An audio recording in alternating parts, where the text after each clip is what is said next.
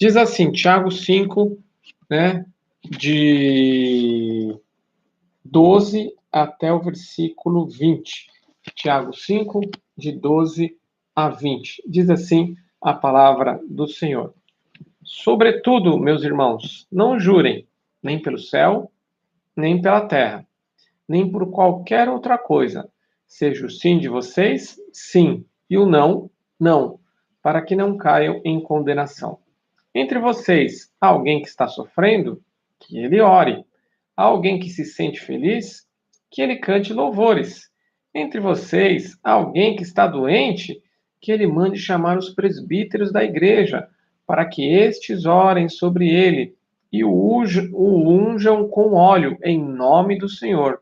A oração, feita com fé, curará o doente. O Senhor o levantará. E se houver cometido pecados, ele será perdoado. Portanto, confessem os seus pecados uns aos outros e orem uns pelos outros para serem curados. A oração de um justo é poderosa e eficaz. Elias era humano como nós. Ele orou fervorosamente para que não chovesse, e não choveu sobre a terra durante 3 anos e meio. Orou outra vez, e os céus enviaram chuva, e a terra produziu os seus frutos. Meus irmãos, se algum de vocês se desviar da verdade e alguém o trouxer de volta, lembrem-se disso. Quem converte um pecador do erro do seu caminho, salvará a vida dessa pessoa e fará que muitíssimos pecados sejam perdoados. Amém. Palavra maravilhosa nós temos nessa noite. Tiago é uma carta extremamente prática, né? Se você acompanhou alguns dos nossos estudos, estão todos ali na página, tanto do nosso Facebook, quanto lá no nosso canal no YouTube. Se você acompanhou alguns dos nossos estudos, você notou como Tiago é extremamente prático. Tiago, ele tem um interesse muito grande para que os seus leitores, né, ou melhor, as suas ovelhas, né? Tiago era um pastor, estejam ali sabendo o que deve se fazer. Isso por quê? Porque muitas das vezes nós percebemos que existe uma questão teórica. As pessoas querem saber a teoria, querem saber o porquê, querem saber isso, querem saber aquilo outro. Não é que Tiago não fale a respeito dessa questão teórica. Boa noite, Marissa. Marissa entrou ali no nosso YouTube. Deus abençoe. Nós oramos por você, Marissa. Amém. Então, continuando aqui, não é que Tiago não esteja interessado nessa questão teórica, mas é que o interessado não é que ele não esteja assim se importando ou não queira falar de teologia. Existe teologia sim na carta de Tiago. Contudo, o intuito de Tiago é ser prático. É muito semelhante o livro de Tiago, por exemplo, ao livro de Provérbios, porque o livro de Provérbios é algo extremamente prático. É aquilo lá, é isso que você tem que fazer. Faça isso, não faça aquilo outro e tal. E a gente vai aprendendo ali o dia a dia, como é que a gente tem que viver, o que tem que fazer no cotidiano, lá na prática, né? E não, às vezes, ficar pensando muitas coisas e tal. Estou querendo aqui desmerecer de maneira alguma o valor da teologia, não é isso. Mas a questão é que às vezes a teologia, se ela não for colocada na prática, ela fica só teoria, né? E a teologia, ela precisa ser aplicada na prática, né? Então, a gente tem até uma matéria, se não me falha a memória, que é justamente isso, teologia prática, né? Como é que você vive essa teologia na prática? Porque, por mais que você tenha muito conhecimento teológico, mas se você não aplicar isso no seu dia a dia, de que vai servir todo este conhecimento? Né? Diante de Deus, nosso Deus é um Deus que valoriza muito a prática, muito o fazer, e Tiago está muito interessado nisso.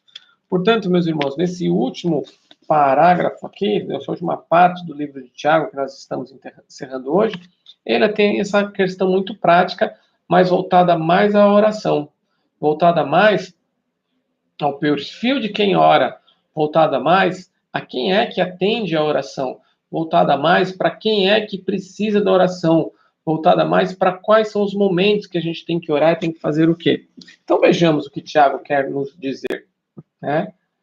É isso aí, ó. Alguém concordando aí, Luiz Santos. Deus abençoe sua vida, obrigado pela audiência. Vamos seguir juntos aqui, então, Tiago 5, de 12 a 20. Então, diz assim o versículo 12: Sobretudo, meus irmãos, não jurem, nem pelo céu, nem pela terra, nem por qualquer outra coisa. Seja o sim de vocês, sim, e o não, não, para que não caiam em condenação. Veja só como Tiago é absolutamente prático.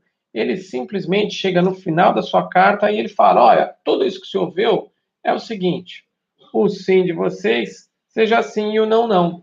Não invente esse negocinho de jurar. Ah, vou jurar pela terra, vou jurar por qualquer outra coisa. Porque quando você coloca uma questão do juramento, entendendo bem a ideia do juramento, é você ter a posse e o poder sobre aquilo. Então, é como se eu, por exemplo, estou aqui com essa Bíblia na minha mão e eu, de repente, jurasse por alguma coisa e eu dissesse assim: olha, se isso não aconteceu e tal, eu dou minha Bíblia para você. Então, eu tenho que ter o poder, essa Bíblia tem que ser minha para eu poder dar. A grande questão de jurar é que alguém vai jurar pela terra. A terra é da pessoa, né? Existe aquela brincadeira de criança, né? E que o pessoal até fala: juro pela minha mãe morta atrás da porta. Como assim? Como assim? Você tem poder sobre a morte ou a vida da sua mãe para você falar uma bobagem desse tamanho, né? A gente só aceita isso porque é brincadeira de criança, porque senão não dá certo. Então, Tiago não quer que a gente jure, né? Nem pelo céu, nem pela terra, nada disso. Simplesmente você tem que falar sim ou não. É simples assim.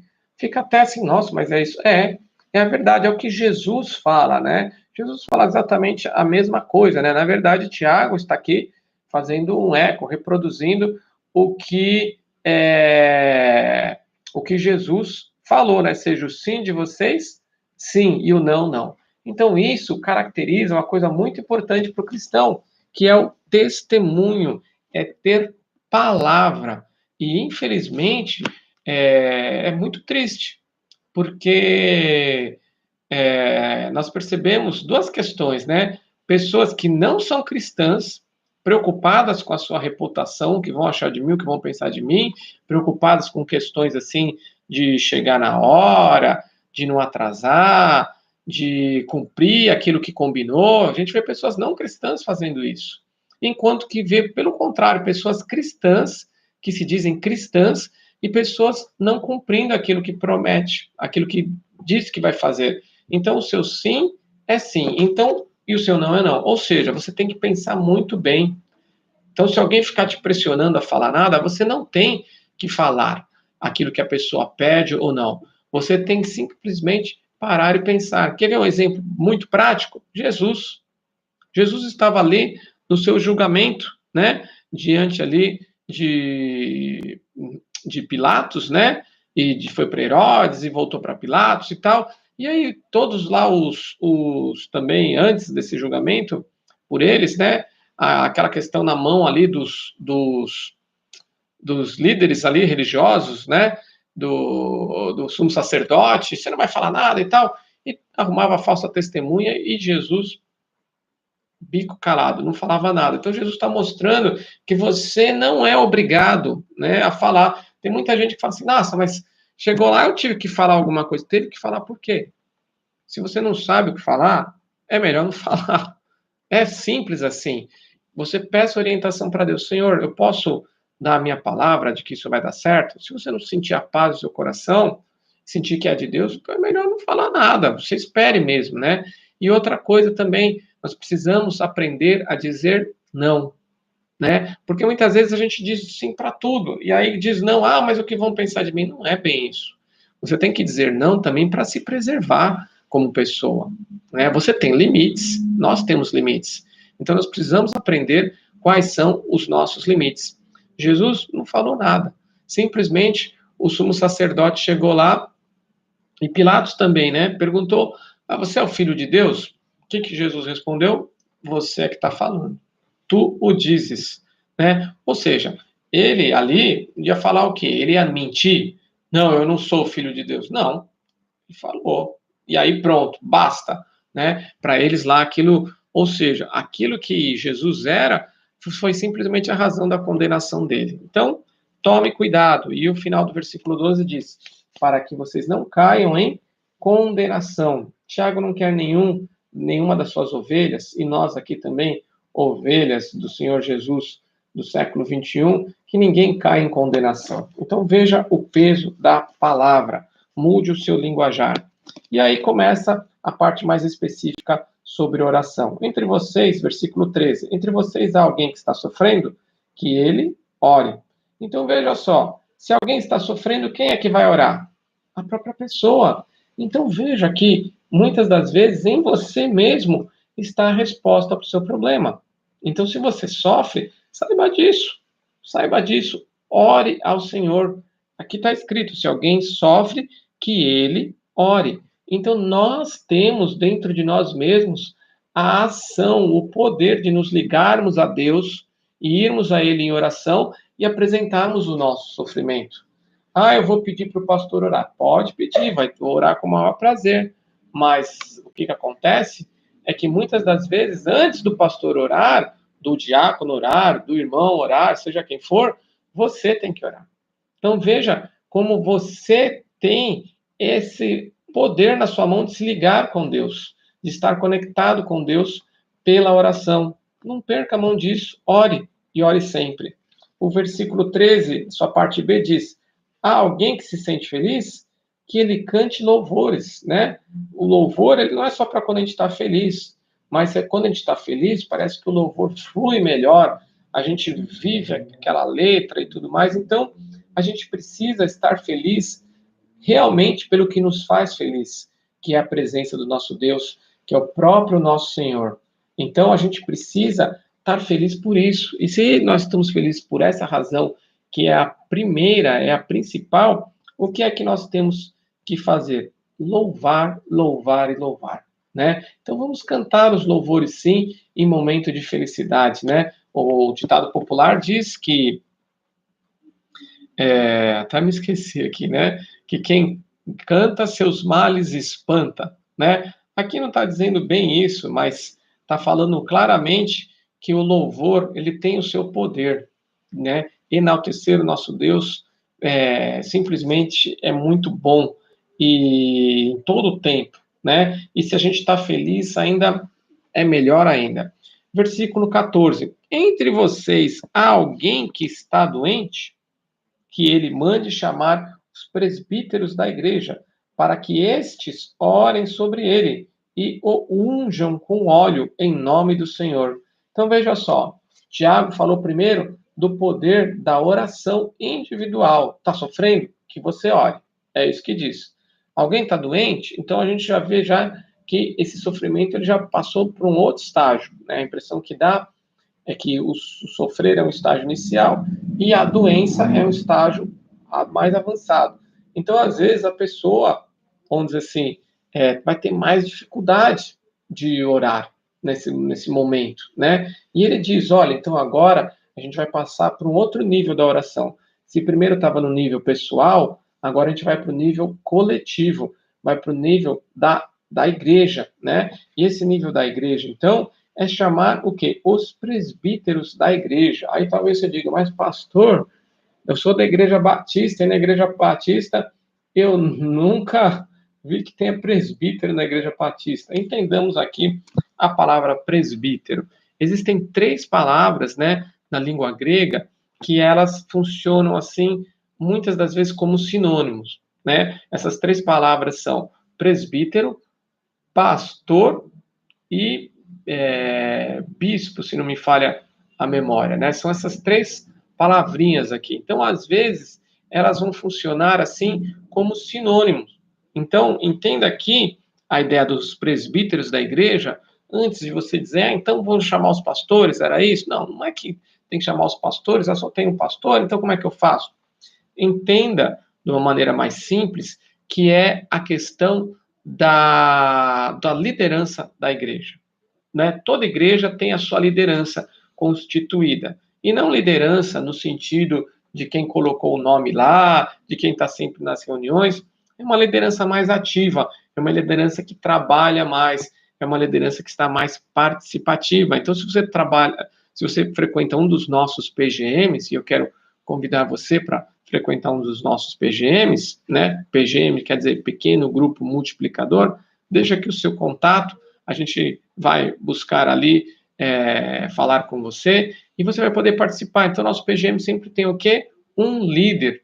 E esse líder vai ser responsável pelas pessoas. Então, veja a importância de nós partilharmos, né? Aqui e ali, pessoas cuidando de pessoas e cuidando de pessoas. Então, o cristianismo é isso, né? Que estes orem e o unjam com óleo, né? Colocaram aqui, né? O Luiz Santos, obrigado pela participação, Luiz.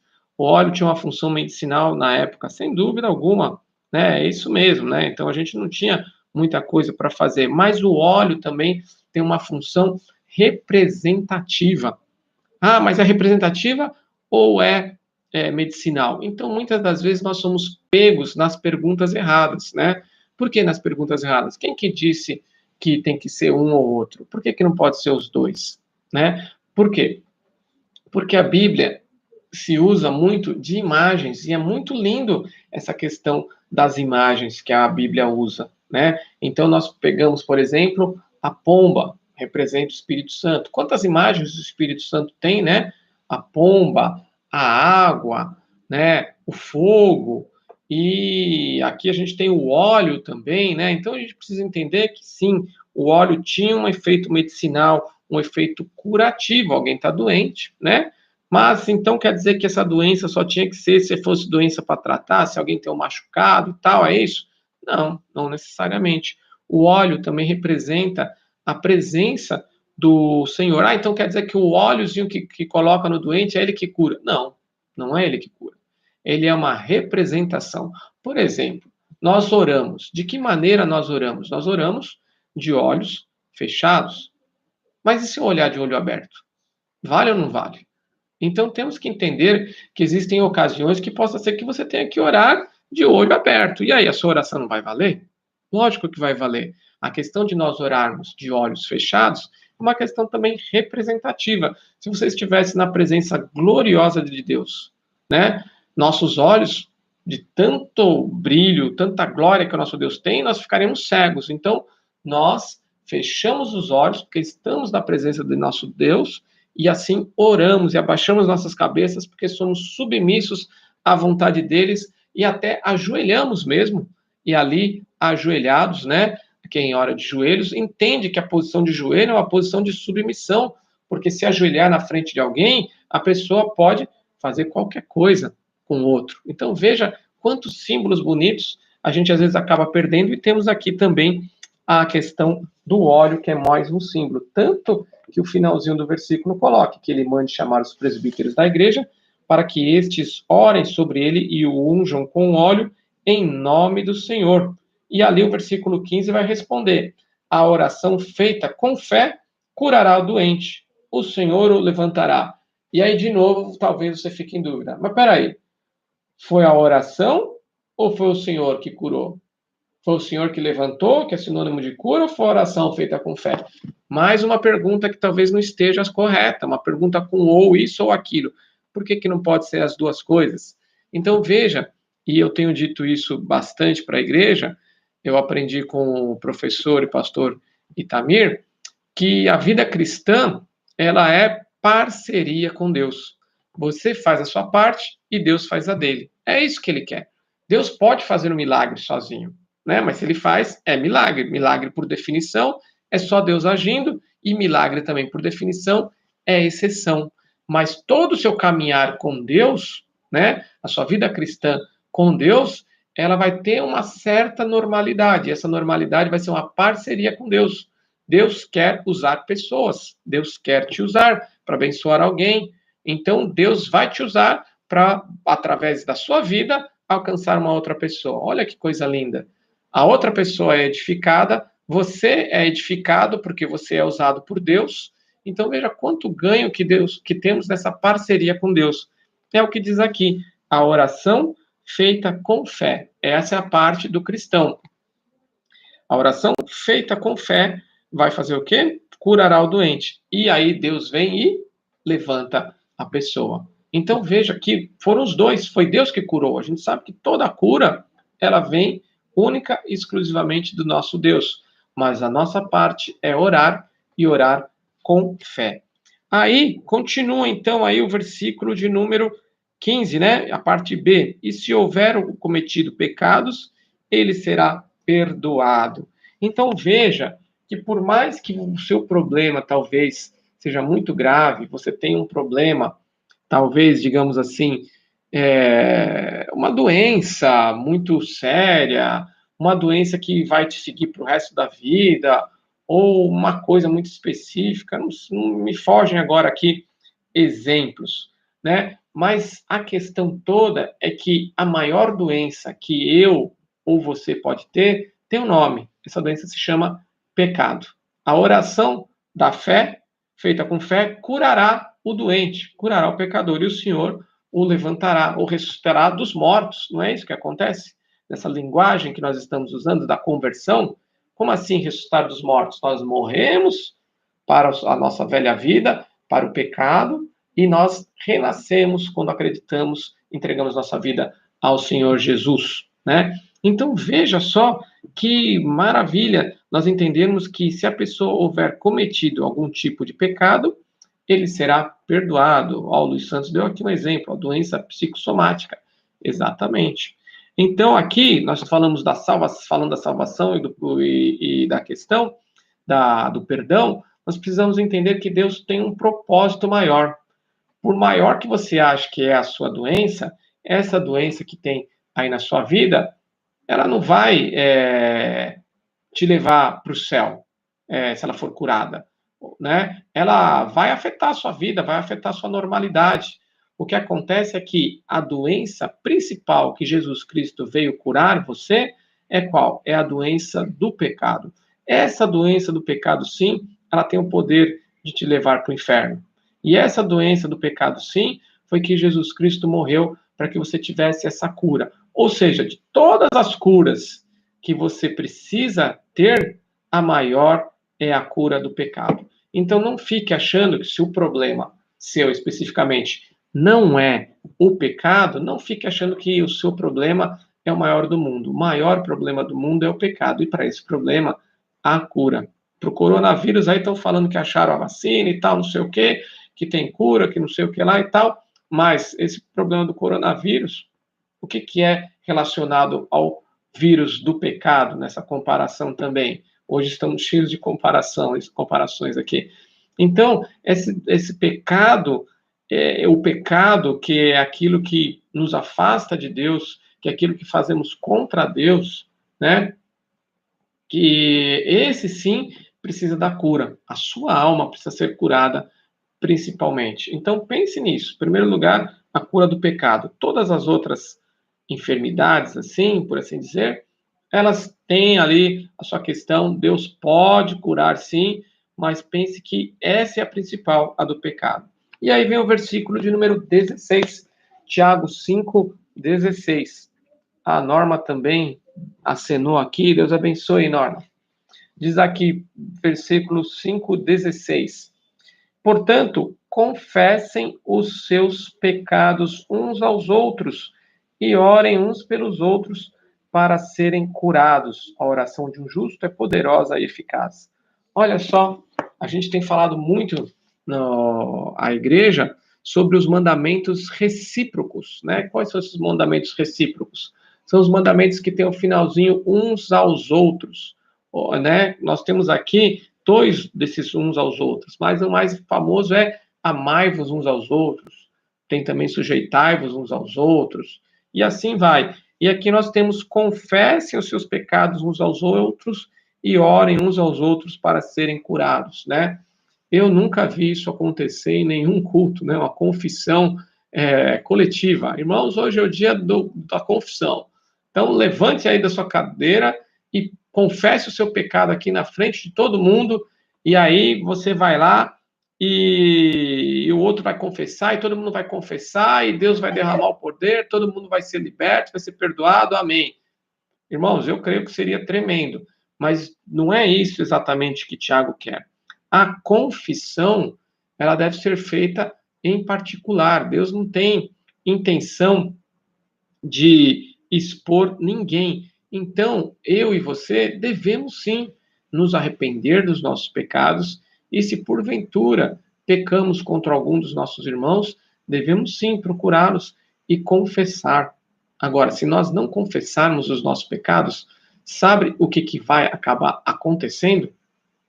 Você vai ficar ali como Davi. O que Davi falou? Enquanto me calei o meu pecado, os meus ossos tremiam, né? Que foi aí a doença psicossomática. Então, veja só como é pesada essa questão do confessar os pecados. Nós precisamos confessar, irmãos. Nós precisamos entender esse quebrantamento que vem de Deus e deixar o Senhor agir nas nossas vidas, né? Diz aqui, ó, Salmo 32, versículo 3. Enquanto eu mantinha escondidos os meus pecados, o meu corpo definhava de tanto gemer, pois dia e noite a tua mão pesava sobre mim, minhas forças foram se esgotando como em tempo de seca. Então reconheci diante de ti o meu pecado e não encobri as minhas culpas. Eu disse, confessarei as minhas transgressões ao Senhor, e tu perdoaste a culpa do meu pecado.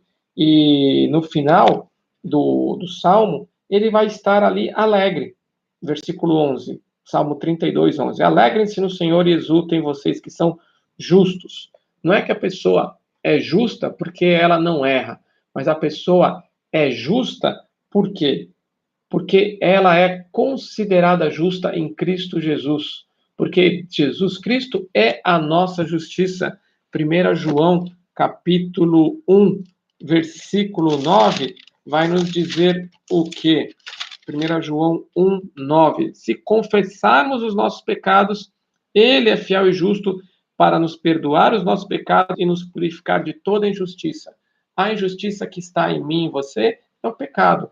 Quando nós confessamos os nossos pecados a Deus, quando nós confessamos os nossos pecados ao nosso próximo, o que isso vai fazer conosco? Vai nos dar o perdão, vai nos dar o alívio da alma, vai nos dar o restabelecimento da comunhão com Deus e a comunhão com o próximo. 1 João fala muito disso. Você tem que estar em comunhão com Deus e comunhão com o próximo ao mesmo tempo. Não dá para estar só em comunhão com Deus e não estar em comunhão com o próximo. Não vai funcionar. Você está em pecado se não estiver em comunhão com o próximo.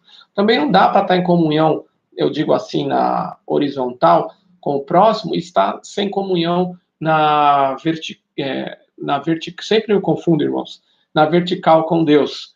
Por quê? Porque você está achando alguma coisa que está chateado com Deus e tal, não sei o quê.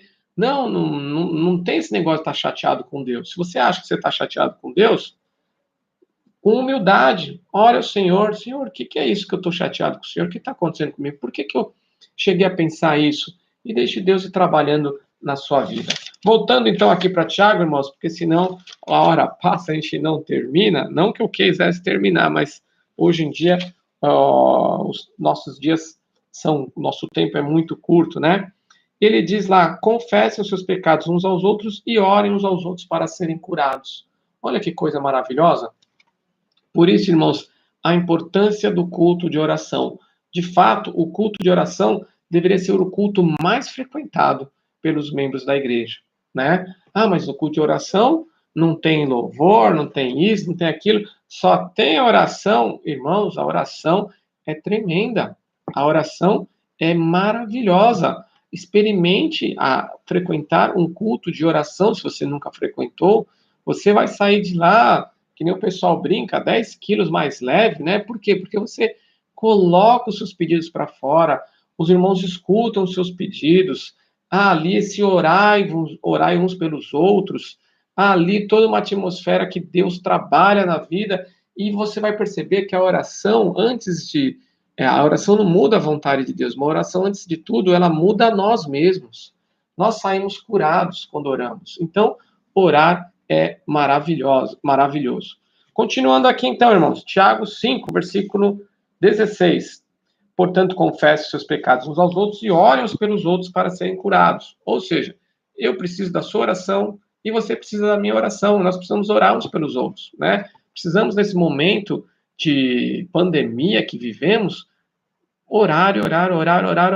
Então, ligue para o irmão, entre em contato, faça uma chamada de vídeo, faça uma chamada de áudio, mande oração pelo WhatsApp, faz qualquer coisa, mas ora, ora, ora. Ó, a Kika aqui entrou pelo Facebook aqui, estamos com saudade de você, Kika, Deus abençoe, abração. A Zilá Guilhermina também tinha entrado aqui, o Alan também, Deus abençoe, Alan, a Lídia também, Deus abençoe os irmãos. Continuando, então, o final do versículo 16. A oração de um justo é poderosa e eficaz. Então, o que Deus está querendo dizer? Deus está querendo dizer que só o justo pode orar? Não é isso.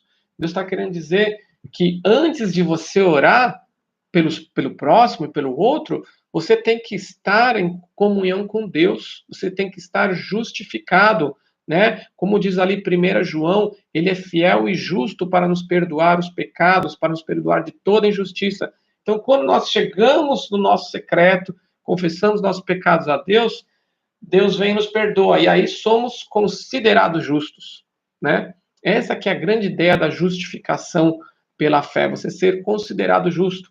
É como você ver ali o julgamento final, você vai estar no tribunal de Cristo. Qual que é o veredito? O veredito você já sabe, você é justo. Como? Eu tenho uma lista enorme de pecados e sou justo? Como que eu sou justo? É justo porque o justo Jesus Cristo morreu por você e você aceitou no seu coração. Ele pagou toda a sua dívida. Então, você já não tem mais que pagar nada. Você aceitou ele pela fé, entregou sua vida, se arrependeu dos pecados. Então, isso é a oração do justo. Então, veja, primeiro Deus quer tratar conosco, para depois nos usar na obra dele, e aí a sua oração de um justo, justificado pelo sangue de Jesus, é poderosa e eficaz. Saiba disso, né? Então a minha oração tem poder. A sua oração só tem poder porque você está em comunhão com Deus, está orando segundo a vontade de Deus, está orando para que a vontade de Deus seja feita. E a vontade de Deus sempre é boa, perfeita e agradável. Essa é a oração que tem poder. Essa é a oração maravilhosa. Então, ore, ore, ore e deixe-se ser usado pelo Senhor Jesus, né? Manifestando o poder dessa oração e a eficácia dela. E aí, Tiago vai dar um exemplo. Diz versículo 5:17. O pastor Luiz, está aqui, Luiz Santos, é o Luiz Caires. Agora sim, o pastor Luiz. Deus abençoe, pastor. Obrigado pela participação aqui na nossa live. Versículo 17. Elias era homem humano como nós. Veja só que maravilha, irmãos. Você que acha que você tem que ser um super-homem, olha o que a Bíblia está dizendo. Elias era um homem humano, como você, como eu. Então Elias não tinha nada demais, nada de especial. Ele orou fervorosamente para que não chovesse, e não choveu sobre a terra durante 3 anos e meio. Orou outra vez, e os céus enviaram chuva, e a terra produziu os seus frutos. Aí a gente pergunta, como é que Elias fez isso?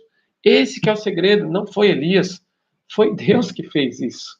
A gente precisa entender isso, mas Deus fez através de Elias, por quê? Porque Elias orou de acordo com a vontade de Deus, porque antes de Elias orar, Elias estava em comunhão com Deus, estava ali justo, tinha o perdão dos seus pecados, e aí ele entendeu a vontade de Deus, e aí ele orou e foi atendido. A eficácia da oração, né? Talvez na nossa mente, e eu tenho falado muito isso, irmãos, e muitos falam também, não sou só eu, que a mente do cristão, ela às vezes quer enxergar só 2 cores.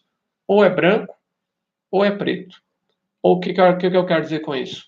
Ou é sim, ou é não. Ou é esse, ou é aquele. A gente quer enxergar as coisas de uma maneira assim que é separada. Mas o que, para mim, e a oração nos mostra cada vez mais, é que é junto. É junto, irmãos. É tanto a parte de Deus como a sua parte. Por quê? Porque Deus quer te usar, quer trabalhar na sua vida. Deus quer que você se deixe usar por Ele, né? Então, isso é maravilhoso, porque senão Deus era simplesmente um distribuidor de milagres. Bom, ninguém orou, ninguém pediu nada, mas eu quero manifestar meu poder, milagre aqui. Ninguém orou, ninguém pediu nada, milagre aqui. Não. Deus quer te usar. Por isso que tem essa parceria com Deus. Então, lembre-se disso. Ande sempre em parceria com o Senhor. Foi isso o segredo aqui de Elias, né? E não fique se achando menos, não. Porque a Bíblia diz, Elias era humano como nós. E Tiago não escreveu, Elias era humano como eu, Tiago, pastor da igreja de Jerusalém, do primeiro século. Não, Tiago não se gabou. Tiago colocou toda ali a membresia da igreja para quem ele escreve ali, a carta de Tiago, uma igreja que estava ali dispersa, né? E ele critica muito aquela igreja. Se ele critica é porque ele sabia que havia crentes que estavam pecando ali, ou seja, até os pecadores, ele diz, você pode ser restaurado, né? Ele que pode ser usado. Versículo 18 nós também já falamos, então o Elias orou, não choveu, orou de novo e choveu. E aí vem o versículo 19. Meus irmãos, se algum de vocês se desviar da verdade e alguém o trouxer de volta, lembre-se disso. Quem converte um pecador do erro do seu caminho, salvará a vida dessa pessoa e fará que muitíssimos pecados sejam perdoados. Então veja mais uma vez a ênfase na salvação, a questão do problema do pecado. Veja como Tiago já havia falado que confessar os pecados e orar uns pelos outros vai vir a cura. E agora ele está colocando a questão da salvação. E quando nós pensamos aqui nessa questão da salvação, muitas vezes nós falamos assim da maravilha que é a salvação, né? Da maravilha que é a salvação no sentido de alguém ser salvo e experimentar o amor de Deus. Isso realmente é tremendo. Mas o que Tiago ressalta não é isso nesses versículos 19 e 20. Tiago ressalta o seu papel. Como assim? Ele ressalta o papel de que como você pode ser usado grandemente para, vamos dizer assim, não salvar, porque você não vai salvar, quem salva é Jesus Cristo, mas para auxiliar no processo de salvação de alguém. Ele diz, versículo 19, se algum de vocês se desviar da verdade e alguém o trouxer de volta. Então ele está falando, se eu me desviar, mas um outro de vocês me trouxer de volta, lembre-se disso. Quem converte um pecador do erro do seu caminho, ou seja, é aquela pessoa que vai atrás do irmão afastado, é aquela pessoa que vai atrás da ovelha desgarrada, sabe? Aquela uma ovelha que se perdeu, aquele que vai, ele está ressaltando aqui, quem converte um pecador do erro do seu caminho, salvará a vida dessa pessoa. Olha, que maravilha você poder participar da salvação de alguém. Então, isso é galardão para quem faz, é recompensa. Isso é maravilhoso, né? Então, quem converte o pecador do erro do seu caminho, salvará a vida dessa pessoa e fará que muitíssimos pecados sejam perdoados. Por quê? Porque a pessoa está ali caída nos seus erros, nos seus delitos, nos seus pecados, e aí então muitíssimos pecados serão perdoados, porque Deus tocou no seu coração e você foi atrás daquela pessoa. Então veja, irmãos, como Deus, ele não quer simplesmente ficar fazendo milagres sozinho por ele. Ele quer nos usar, ele quer te usar, ele quer te usar quando você falar sim, sim, não, não. Ele quer te usar para você orar primeiro por você mesmo. Ele quer te usar para você chamar outras pessoas junto para orar por alguém, se alguém estiver doente. Ele quer te usar para que você confesse os seus pecados e quer cuidar de você. Ele quer te usar para você orar uns pelo próximo, pelo seu irmão, para que ele seja curado. Ele quer te usar para você experimentar que a oração tem poder e funciona e é eficaz. É maravilhoso, irmãos. Quando nós pegamos o hábito, e se você não pegou, eu te indico que faça, do caderninho de oração. Você faz um caderninho de oração e começa a perceber quantas orações foram ali atendidas. Irmãos, é tremendo ver testemunhos do caderninho. Olha, a tua oração que eu nem sabia, depois de tanto tempo, ela está aqui, ó. Foi atendido o caderninho todo de oração. É maravilhoso, irmãos. O grande problema nosso é que vivemos num mundo imediatista, no mundo pós-moderno, ultramoderno, né? Alguns chamam assim, em que a gente quer tudo, não é para hoje, é para ontem. Já era para ter acontecido. O negócio já está atrasado. Acharam a cura do coronavírus? demorou essa cura, já tinha que ter aparecido. Então a gente tem que entender isso, irmãos.